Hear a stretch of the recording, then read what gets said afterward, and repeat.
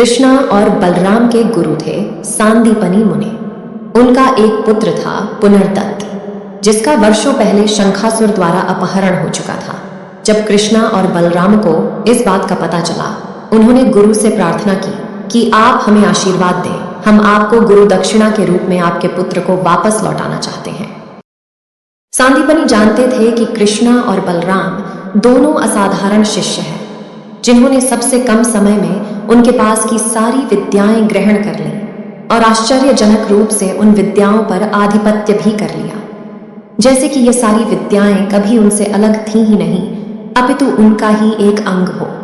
पुत्र प्राप्ति के लिए और कृष्ण और बलराम की योग्यता पर भरोसा करके ऋषि सांदीपनी ने दोनों को अनुमति दे दी। कृष्ण ने पहले पता लगाया कि पुनर्दत्त का अपहरण कहां से और किस हेतु हुआ है, तो उनके गुरु से उन्हें पता चला कि प्रभास क्षेत्र में पुनर्दत्त की समुद्र में डूबकर मृत्यु हो चुकी थी।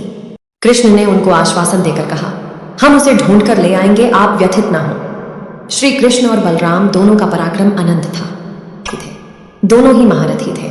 श्री कृष्ण और बलराम दोनों समुद्र तट पर जाकर थोड़ी देर चुपचाप बैठे रहे और फिर समुद्र देवता का आह्वान किया। स्वयं श्री कृष्ण के आह्वान करने पर समुद्र देव वहां उपस्थित हुए। फिर श्री कृष्ण ने समुद्र देव से कहा, हे समुद्र देव, आप यहाँ अपनी बड़ी बड़ी तरंगों से हमारे जिस गुरु पुत्र को बहा ले गए थे, कृपया उसे वापस लाए और शीघ्रातिशीघ्र उसे हमें सौंप दें। समुद्र देव ने श्री कृष्ण से कहा, हे श्री कृष्ण, मैंने आपके गुरु भाई को नहीं बहाया है।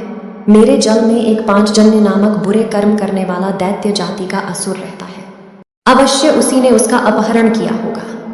समुद्र की बात सुनकर कृष्ण तुरंत जल में गए और उस दैत्य को मार डाला, परंतु पुनर्दत्त वहां भी नहीं मिला।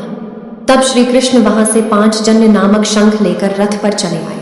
वहां से बलराम जी के साथ श्री कृष्ण यमराज के प्रिय पूरी संयमनी में जाकर अपना शंख बजाया। शंख की आवाज सुनते ही यमराज ने श्री कृष्ण और बलराम का स्वागत किया एवं उनकी पूजा अर्चना की। फिर श्री कृष्ण से यमराज ने पूछा, भगवान, आप दोनों यहाँ किस प्रयोजन से आए हैं? कृपया ये भेद उजागर करने की कृपा करें। श्री कृष्ण ने कहा, हे यमराज, आप यहाँ कर्म बंधन के अनुसार मेरे गुरु पुत्र को लेकर आए हैं और हम उन्हें ही लेने आए हैं। कृपया उसे हमारे साथ आने दें, क्योंकि उसके सारे कर्म बंधनों को हमने हमारी इच्छा से काट दिया है।